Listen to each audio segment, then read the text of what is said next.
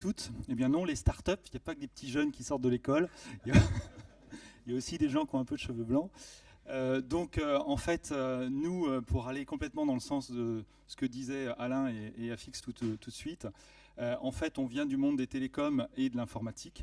Donc on a créé H-Experience il y a maintenant 2 ans pour travailler au sein du bâtiment connecté. Donc on est aussi membre de la Smart Building Alliance. Donc je vais reprendre, c'était bien de mettre Alain juste avant moi, je vais reprendre certaines conclusions d'Alain. On travaille sur deux aspects, bien sûr la transformation digitale du bâtiment et sur deux indicateurs clés qui sont le premier, le coût d'exploitation et de maintenance du bâtiment, qui est aujourd'hui de 75% entre le moment où on construit le bâtiment et le moment où on le démolit sur une période de 50 ans environ. Donc c'est vraiment énorme. Et un deuxième indicateur qui est une des problématiques des grands comptes aujourd'hui, c'est le taux d'occupation dans le tertiaire, qui est simplement de 55%. Donc il y a un certain nombre de grands comptes qui ont des objectifs de monter à 80%. Pourquoi on en est là? Parce que les bâtiments, évidemment, aujourd'hui émettent peu de données. On passe quand même 80% de notre temps à l'intérieur des bâtiments. Et une des raisons principales, c'est qu'il y a effectivement des acteurs historiques qui sont présents depuis très longtemps, avec des cloisons très épaisses, et c'est pas facile de récupérer des données quand elles sont émises. Donc chez H-Experience, qu'est-ce qu'on a fait? On a travaillé sur une proposition de valeur en rupture. Globalement, on s'appuie sur l'Internet des objets industriels, j'insiste.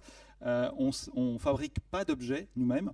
On a un écosystème de partenaires avec lequel on travaille sur les capteurs, les actionneurs, etc. Et on travaille avec, bien sûr, les opérateurs, Orange notamment, mais aussi Sigfox, on est partenaire Sigfox. Donc, et on travaille sur tout le reste de ce slide, donc pour faire passer le bâtiment dans l'état bâtiment intelligent, donc grâce à une plateforme de médiation, d'automatisation, et grâce aussi à un certain nombre d'algorithmes. Certains d'entre eux, et une grande majorité d'entre eux existent déjà, il faut juste les sélectionner par rapport à ce que l'on veut faire. Et ce qu'on délivre à nos clients, ce sont des applications en mode SaaS qui leur permettent d'exploiter le bâtiment différemment et d'en maximiser l'usage. Donc on travaille avec des bailleurs sociaux, avec des sociétés de maintenance.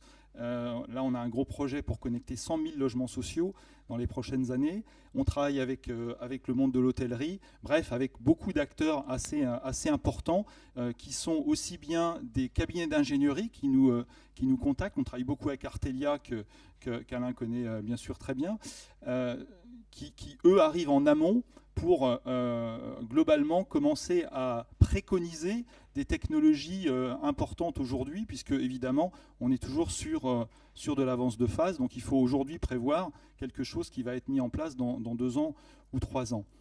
Et donc la transition et notre vision du smart building résidentiel, et c'est aussi le message que je voulais vous apporter aujourd'hui, c'est qu'on travaille de plus en plus aussi avec des promoteurs. Donc il est possible que, évidemment, vous ne soyez pas forcément au courant de ces projets-là, mais tous les promoteurs français s'intéressent à ces sujets-là aujourd'hui, ont lancé des groupes de travail pour clairement identifier quelles solutions mettre en place et comment les mettre en place. Donc on travaille avec plusieurs d'entre eux, et une des problématiques que bien sûr on rencontre avec eux, c'est demain comment déployer à échelle, on va dire entre guillemets industrielle, ce genre de solution sur des milliers de logements qui sont construits par an. Le plus gros d'entre eux, enfin il y a Bouygues Immobilier a annoncé une offre de smart home associée à ces logements. Nexity a aussi fait des expérimentations qui sont extrêmement intéressantes. Je vous engage à aller regarder ça si vous ne les connaissez pas. Et tous les autres s'y mettent. Donc globalement, nous, ce qu'on a fait, c'est on dialogue bien sûr avec eux, on les voit régulièrement, et on leur propose d'associer l'infrastructure du bâtiment sur laquelle on est présent et sur laquelle on est pertinent à la smart home, globalement, pour connecter en plus le logement, et ce qu'on appelle à SBA le quatrième fluide, à la colonne informatique qu'on met en place globalement, que les promoteurs mettent en place dans l'immeuble. Donc tout ça pour se connecter à une plateforme. Donc nous, on ne va pas intervenir au niveau de la smart home, mais en revanche, on peut aider on va dire, le déploiement de ce genre de solution et l'adoption de ce genre de solution. Parce que demain, effectivement, aujourd'hui, on est en mode standalone où on va chercher chez les Castorama ou ou chez les différents retailers une solution de smart home. Mais demain, les promoteurs vont offrir directement dans leur logement, ça fera partie du package quand on va acheter le logement, la smart home intégrée. Alors l'idée, c'est bien sûr d'offrir, au-delà de la smart home, tout un package de services, et je rejoins complètement les conclusions qui visiblement ont été mentionnées hier, je n'étais pas présent, mais le succès de la smart home, c'est une offre de service. Et aujourd'hui, si ça ne décolle pas suffisamment, c'est que la proposition de valeur, et la valeur perçue en tout cas par les clients, n'est pas suffisamment forte, hein, globalement. Donc c'est vraiment là-dessus qu'il faut travailler. Bien entendu, on s'appuie sur des technologies, mais derrière ces technologies doivent être transparentes pour le client final. Et ce qu'il doit voir, c'est une multitude de services. Donc ce qu'a fait par exemple un Nexity et tous les promoteurs, c'est ils commencent à mettre en place des applications qui sont dédiées à un environnement spécifique, à un immeuble. Et sur ces applications, il y a des services qui sont des services, on va appeler ça de smart home, mais il y a aussi un certain nombre de services de proximité. Qu'est-ce qui se passe dans l'environnement proche du bâtiment, au niveau des infrastructures, au niveau de la santé à domicile aussi, au niveau des réseaux sociaux et de la conciergerie, au niveau de la maîtrise de consommation, EDF l'a mentionné tout à l'heure, au niveau de la sécurité d'accès. Donc typiquement, ce qu'on fait pour les bailleurs sociaux aujourd'hui, c'est connecter des chaudières individuelles, pour pouvoir faciliter l'intervention à distance et plus simplement envoyer un technicien sur place systématiquement quand il y a une panne. Mais c'est aussi connecter des systèmes de sécurité et d'accès. Tout ce qui est coworking aussi, donc ça aussi, ça va se développer fortement. Donc globalement, on va travailler demain différemment d'aujourd'hui. Ça a commencé déjà depuis quelques années, mais là aussi, il va y avoir des espaces de coworking qui vont se dessiner à proximité de la résidence des gens. Et puis les services de proximité qui vont également se développer. Alors, dernier point, vous savez qu'à partir de 2017, donc cette année, va être obligatoire le carnet numérique du bâtiment. Donc là aussi, c'est une source importante d'innovation technologique au niveau de la copropriété, puisque le syndic, lui, va être amené aussi à proposer de nouveaux services autour de la gestion du bâtiment et autour de la copropriété grâce à ce carnet numérique. Voilà, je vous remercie. Je ne sais pas combien de temps j'ai tenu. Mais...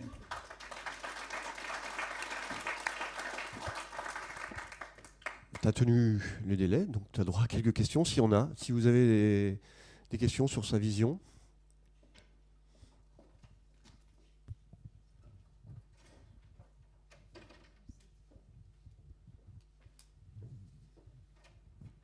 Merci, bonjour, Laurent Fantino, Société Bosch. Je suis un peu interloqué par l'idée d'avoir un bus central ou une colonne centrale d'information qui remonterait vers un promoteur, vers qui que ce soit, quand la Poste, via Opinionway, interroge les Français et que leur deuxième réticence de façon très consistante depuis plusieurs années par rapport aux questions de smart home reste la data privacy, le respect de la vie privée et de la sécurité. Est-ce que vous avez une perspective complémentaire à nous donner là-dessus? Parce que moi, perso, un appart où c'est Big Brother Bouygues qui regarde ce qui se passe chez moi.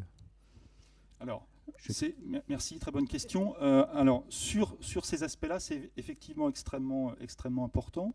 Alors, ce que je n'ai pas précisé, c'est qu'effectivement, la partie Smart Home reste Smart Home, en fait. Nous, on intervient juste pour la gestion de la box et pour permettre, en cas de problème, parce qu'effectivement, ça reste encore une technologie, on va dire, de geeks, hein, de gens qui sont...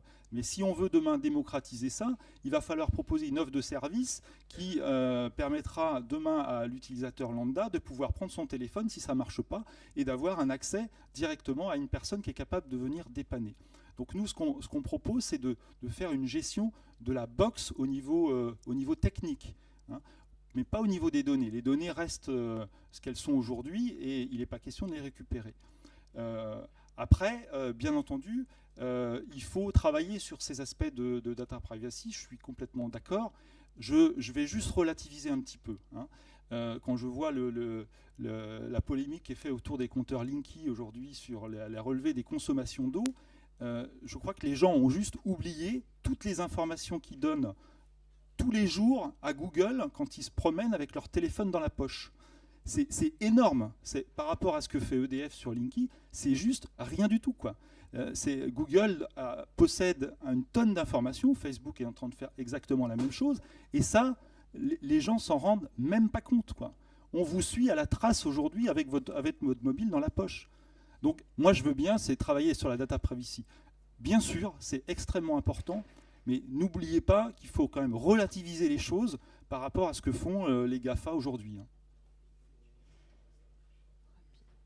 Une autre rapide, ouais.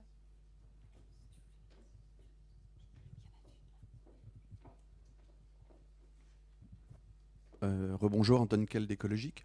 Vous avez des copropriétés qui ont déjà fait cette mutation numérique et qu'on pourrait citer en exemple, rencontrer et avoir un retour utilisateur? Oui, non, pas encore. On a pour l'instant, nous, on est sur la partie bâtiment, donc sur des clients dans différents domaines du bâtiment, oui. Sur la gestion technique du bâtiment, il n'y a pas de problème.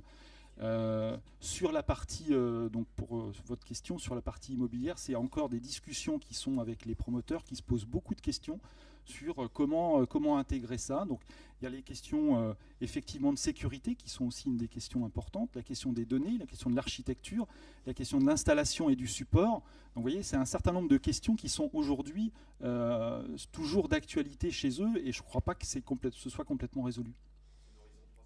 Oui, oui. Oui, sur 3 ans. Oui. Je crois on va pas avoir le temps, mais vous viendrez voir Patrick à la pause. Je suis là toute la journée. Même il sera à la table ronde cet après-midi. Donc voilà, on n'a pas fini de l'entendre. Et n'hésitez pas, parce que c'est fait pour ça en fait. On fait des petites conférences, mais c'est ce qu'il y a entre les conférences qui sont intéressantes. Donc discutez entre vous. Et voilà, je pense que c'est très intéressant. Merci beaucoup. Merci.